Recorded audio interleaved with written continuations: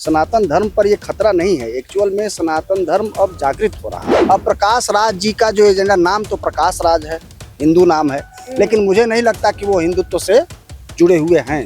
देखिए, भारत तभी तक भारत है जब तक यहाँ पर ब्राह्मण है। भारत में इस्लाम आया, वही इस्लाम पहले पर्सिया में आया, आज ईरान है। हालत क्या है उनकी?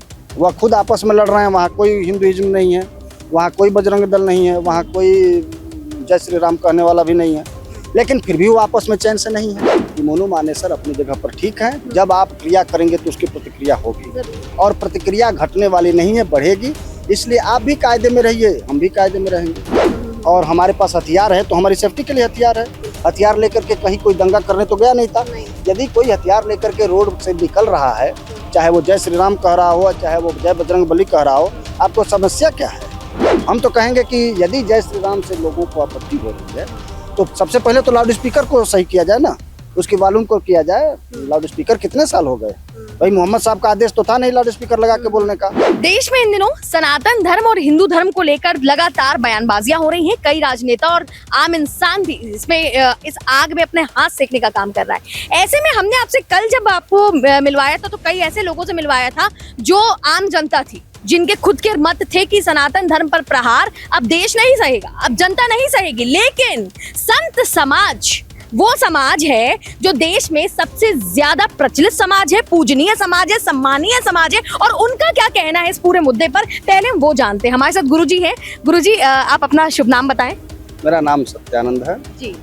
तो आप जैसे कि आपने भगवा रंग धारण कर रखा है और आप जो है पूजा पाठ भी करते हैं, आपको क्या लगता है आज हिंदू धर्म खतरे में आ चुका है? ये एक अलर्ट आ चुका है कि हिंदू धर्म खतरे में, क्योंकि जिस तरीके से लगातार लोग जो है बयान पे बयान दे रहे हैं, डेंगू, मलेरिया, HIV, एड्स की तुलना सनातन धर्म से कह रहे हैं। और ये पहली बार नहीं है गुरुजी। मैं ये कहना चाहूंगी कि रामायण में भी रामायण का भी मजाक उड़ा है, भगवद गीता का भी उड़ा है, कृष्ण जी का भी उड़ा है, रामचंद्र जी को भी जो है समय समय पर अपनी राजनीतिक रोटियां सेकने के लिए। तो आपको लगता नहीं है कि ऐसे लोगों को जो है कहीं ना कहीं उनको परिणाम उनको मिलना चाहिए इन सब चीजों का?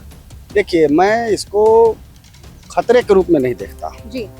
सनातन धर्म पर ये खतरा नहीं है। एक्चुअल में सनातन धर्म अब जागृत हो रहा है। सनातनी जितने हमारे भाई बंधु हैं वो सब के सब जागृत हो रहे हैं, और उसके जागरण का परिणाम है कि हमारे विधर्मी जो हैं, हम इनको विधर्मी बोलते हैं, इसलिए विधर्मी बोलते हैं कि नाम इन्होंने हिंदू का रख रखा है। चाहे वो हमारे कोई भी नेता हो, आप उनका नाम देखिए, वो हिंदू नाम है, लेकिन उसके अंदर जो बैठे हुए हैं, या तो वो धर्म परिवर्तन कर चुके हैं, या वो ऐसे मत को स्वीकार कर चुके हैं जिसका उद्देश्य ही सनातन को खंडित करना, नष्ट करना है। तो हम इसको इस रूप में देख रहे हैं कि जब तक उनको सनातन से कोई समस्या नहीं हो रही थी, जैसे वो नष्ट करना चाह रहे थे वैसे कर पा रहे थे, तो सब शांत दिखता था। लेकिन जब से सनातनी जाग गए, काम करना शुरू कर दिए, एक्शन हो गया, अब हिंदू भी जाग रहा है। अरब कंट्री में मंदिर बन रहे हैं। हमारे इंग्लैंड के प्रधानमंत्री अभी आए, वो जा करके मंदिर में माथा टेक रहे हैं। तो समस्या तो इनको है, और समस्या इनको इतनी गहरी है कि ये बेचारे समस्या को छिपाते छिपाते भी बता दे रहे हैं। हम तो ये देखते हैं कि ये जितना ही बौखला रहे हैं उतना ही हमको सनातन धर्म की जागृति दिखती है, सनातन संस्कृति। हाँ, एक बात अवश्य है कि इसमें हम अपने सनातनी बंधुओं से ये कहेंगे कि आप अपना धैर्य जरूर बनाए रखें, और जो थोड़ा बहुत भटके हुए भी हैं वो इसमें अपने को एकाग्र करें, जानकारी को इकट्ठा करें। कोई भी नेता है, उस नेता के बैकग्राउंड को जानने समझने की जरूरत है, उसकी नीयत क्या है, वो ऐसा बोल रहा है तो क्यों बोल रहा है। क्या हिंदू धर्म खतरे में लग रहा है आपको? नहीं, एक्चुअल में सनातन धर्म है, शब्द सनातन धर्म है, हम हिंदू हैं, तो सनातन संस्कृति खतरे में नहीं है, इसका वैश्विक प्रसार हो रहा है। मैं स्वयं भी नेपाल जाता हूँ, नेपाल में भी हम देख रहे हैं। नेपाल एक समय में कम्युनिस्ट राष्ट्र होता जा रहा था, क्योंकि सनातन के प्रवक्ता ही ब्राह्मण हैं। मैं भी ब्राह्मण हूँ, मुझे गर्व भी है कि मैं ब्राह्मण हूँ, और मैं कहता भी हूँ कि हाँ, ब्राह्मण यदि ठीक है। देखिए, ब्राह्मण को सरह शीर्षा कहा गया, ब्राह्मण सिर है, और यदि हमारा सिर, हमारा मस्तिष्क ठीक रहा तो फिर हमारे अंग इधर उधर हो नहीं पाएंगे। थोड़ा बहुत दाएं बाएं होता जरूर है, लेकिन ठीक हो जाता है। देखिए, ये चोट किनके द्वारा पहुंचाई जा रही है, ये महत्वपूर्ण है। जैसे एक्टर के रूप में प्रकाश राज को हम भी थोड़ा बहुत जानते हैं। अब प्रकाश राज जी का जो एजेंडा, नाम तो प्रकाश राज है, हिंदू नाम है, लेकिन मुझे नहीं लगता कि वो हिंदुत्व से जुड़े हुए हैं। हाँ, ये हो सकता है। अब जैसे A.R. रहमान, बहुत कम लोग जानते होंगे कि A.R. रहमान हिंदू थे। A.R. रहमान जो थे वो पूर्व में हिंदू थे, और जब उनको ये समझ में आ गया कि जब तक हम हिंदू बने रहेंगे हमारा जो म्यूजिक है वह अरब कंट्रीज में ज़्यादा पॉपुलर नहीं हो सकता, तो उन्होंने अपने को कन्वर्ट किया। अब मैं A.R. रहमान जी को कुछ नहीं कह रहा, लेकिन मेरा ये कहना है कि बहुत सारे नेता ऐसे हुए। अजीत जोगी जी को आप देखिए, अजीत जोगी जी का नाम अजीत जोगी है, और जब दफनाना, जब शरीर छूट गया तो दफनाते समय पता चला कि अरे रे ये तो क्रिश्चियन है। तो आज के डेट में हम देखेंगे बड़ी बड़ी राष्ट्रीय पार्टी हो चाहे क्षेत्रीय पार्टी हो, राजनीति में यदि सफल होना है तो आपको चाहे इंटरनली चाहे कैसे भी करके आपको एक ऐसा माहौल बनाया गया पूर्व के वर्षों में, आज़ादी के बाद भी हम कह सकते हैं, आज़ादी के समय से लेकर के आज तक की बात हम कर सकते हैं इस धारणा में कि लोग हिंदू बन करके उतना प्रोग्रेस नहीं कर पाते। जैसे आज ब्राह्मण हम हैं तो हमको सरकारी नौकरी मिलनी दुर्लभ है। को छोड़ देना या हिंदू धर्म को छोड़ देना सही है? देखिए, भारत तभी तक भारत है जब तक यहाँ पर ब्राह्मण है। मैं इसको डंके की चोट पर बोलता हूँ। ब्राह्मण है तो हमारी संस्कृति है, और जिस राष्ट्र की संस्कृति जब तक अड़ी हुई है, बची हुई है, तब तक ही वो राष्ट्र है। भारत में इस्लाम आया, वही इस्लाम पहले पर्सिया में आया, आज ईरान है। अफगानिस्तान को देख ही रहे हैं, पाकिस्तान को भी आप देखिए वर्तमान में हालत क्या है उनकी। वह खुद आपस में लड़ रहे हैं, वहाँ कोई हिंदुइज्म नहीं है, वहाँ कोई बजरंग दल नहीं है, वहाँ कोई जय श्री राम कहने वाला भी नहीं है, लेकिन फिर भी वो आपस में चैन से नहीं है। अब हम क्या देखते हैं कि भारत में आकर के ये उलझ गए। सैकड़ों साल तक इन्होंने शासन किया, लेकिन पूरी तरह से इसको इस्लामिक कंट्री नहीं बना पाए। अब कुछ नेताओं को ये भ्रम हो गया है कि हम पुराना गजवाए हिंद करके और पहुंच जाएंगे, तो अब तो उनका गजवा हिंद पूरा नहीं होगा। ऐसे में जो ओ माई गॉड पिक्चर आई, फिर आपका पीके मूवी आई, वहां पे हमारे हिंदू धर्म के देवी देवताओं का बड़ा कहते हैं ना कि उपहास उड़ाया गया, शिव जी का उपहास उड़ाया गया, उनके किरदार का उपहास उड़ाया गया। उनके खिलाफ कभी कोई एक्शन नहीं हुआ सरकार की तरफ से, या फिर ये नहीं हुआ कि उस मूवी को बैन कर देना चाहिए इंडिया में, इस तरह की कोई भी नहीं हुई। हालांकि सेंसर बोर्ड ने कुछ सीन्स काटने के लिए जरूर बोला था, लेकिन बाद में सब चीजें सॉर्ट आउट हो गई। आप इससे कितना ताल्लुक रखते हैं? क्योंकि देखिए, आप भी एक तरीके से इस बेहुदगी को, या कह सकते हैं कि फिल्म के द्वारा दर्शाए गए सीन्स पे आप भी सहमत नहीं होंगे, मुझे लगता है। देखिए, हम आपको यहाँ पर एक बात कहेंगे कि हमारा सनातन संस्कृति, हमारा सनातन धर्म जो है, तो ये एक महासमुद्र है। इसमें पीके जैसे, इसमें ओ माय गॉड जैसे छोटे मोटे घटनाओं का बहुत प्रभाव पड़ता नहीं है, कि इससे हमें बहुत बौखलाने की जरूरत नहीं है। ये सारे छोटे मोटे मामले हैं।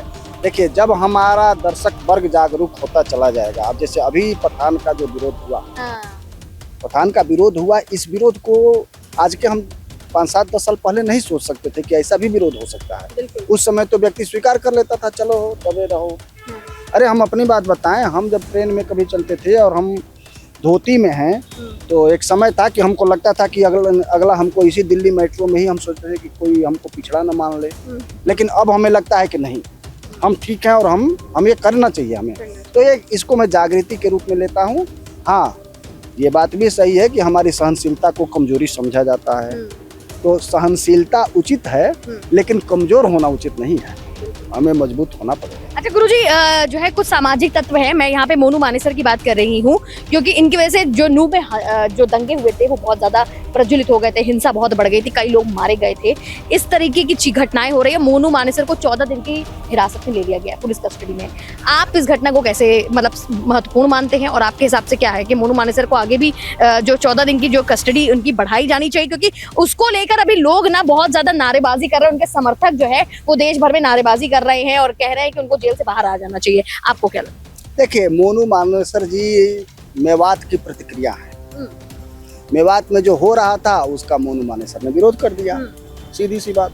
मैं बहुत पर्सनली बहुत अधिक उनके बारे में नहीं जानता। इस मेवात वाली घटना में मैं उनके बारे में समझा, मुझे यही समझ में आया कि मोनू मानेसर अपनी जगह पर ठीक है। जब आप क्रिया करेंगे तो उसकी प्रतिक्रिया होगी, और प्रतिक्रिया घटने वाली नहीं है, बढ़ेगी। इसलिए आप भी कायदे में रहिए, हम भी कायदे में रहेंगे। मैं इसके इस रूप में देखता हूँ। और रही बात असंवैधानिक गतिविधि का समर्थन कोई नहीं करता है। हिंसा का समर्थक सनातन संस्कृति कभी नहीं की है। और हिंसा की शुरुआत की किसने? जब यहाँ पे मेवात में जो रैली निकली थी, वो रैली गोली चलाते हुए तो निकली नहीं थी। और हमारे पास हथियार है तो हमारी सेफ्टी के लिए हथियार है। हथियार लेकर के कहीं कोई दंगा करने तो गया नहीं था। यदि कोई हथियार लेकर के रोड से निकल रहा है, चाहे वो जय श्री राम कह रहा हो, चाहे वो जय बजरंग बली कह रहा हो, आपको समस्या क्या है? हम अपनी बात कहने के लिए स्वतंत्र हैं। आप अल्लाह अकबर माइक से चिल्ला रहे हैं, किसी को कोई दिक्कत हो रही है? और हमें दिक्कत हो रही है तो हम कहीं कहने जा रहे हैं और हम कहेंगे भी तो हमारी सुन कौन रहा है? हम तो कहेंगे कि यदि जय श्री राम से लोगों को आपत्ति हो रही है तो सबसे पहले तो लाउड स्पीकर को सही किया जाए ना, उसकी वॉल्यूम को किया जाए। लाउड स्पीकर कितने साल हो गए भाई? मोहम्मद साहब का आदेश तो था नहीं लाउड स्पीकर लगा के बोलने का। तो इस अभियान को बढ़ाने की जरूरत है। लाउड स्पीकर को एक निश्चित समय पर चिल्लाने का कोई मतलब नहीं है। तो हम तो देखते हैं कि बड़े बड़े नेताजी लोग जब अजान शुरू होती है तो चुप हो जाते हैं। तो ठीक है, संवैधानिक पदों की अपनी गरिमा होती है, लेकिन उनको भी ये बात समझनी चाहिए कि जब रोड पर हम जय श्री राम का जुलूस निकाल रहे हैं तो उनको भी ये बात समझनी चाहिए कि जैसे उनके अजान को हम विरोध नहीं कर रहे हैं तो वैसे ही हमारे जय श्री राम का विरोध न करें। कोई गोली नहीं चलाया पहले। तो जब आप लाठी डंडे पत्थर लेकर के दौड़ाएंगे, गोली चलाएंगे, पहाड़ों पर से गोली चली, घंटों गोली चली, वहाँ पर पुलिस थी, पुलिस फोर्स पूरी लगी हुई थी। पुलिस फोर्स बेचारी छिप छिप करके अपनी सुरक्षा कर रही है। तो ये कितना बड़ा अत्याचार है ये लोगों को नहीं दिखता है, और मुँह माने सब दिख रहे हैं लोगों को। तो ये तो एक तरफा बात है। और सबसे मैं तो केवल हिंदुओं से ये बात कहूँगा, सनातनियों से ये बात कहूँगा कि भैया शोर के पीछे मत भागिए, अपने विवेक का सदुपयोग कीजिए, घटनाओं को अच्छे से समझिए, नेताओं की नीयत समझिए। नियत आप समझ जाएंगे, कर्म आपको समझ में आएगा। बहुत बहुत शुक्रिया सर। देखिए, देश पूरे धर्मों को सम्मान जो है देता है और देश में सभी धर्म सर्वोपरि है। चाहे वो सुप्रीम कोर्ट हो, हमारा जो है देश की सर्वोच्च अदालत हो, चाहे कोई भी हो, वो हमेशा कहता है सर्व धर्म को सम्मान दिए, सभी धर्मों को सम्मान दीजिए। इस समय जो है राजनीतिक लड़ाई चल रही है, जो एक तीखी बयानबाजियां चल रही है, वो सनातन धर्म को लेकर चल रही है और इसका शायद असर, शायद क्या मैं सच बता रही हूँ, लिखित में ले लीजिए 2024 के चुनाव में पड़ने वाला है, क्योंकि लोग उसको अपना चुनावी एजेंडा बना चुके हैं। कैमरामैन विवेक के साथ मैं आकांक्षा मिश्रा, वार्ता 24। आप देख रहे हैं वार्ता 24।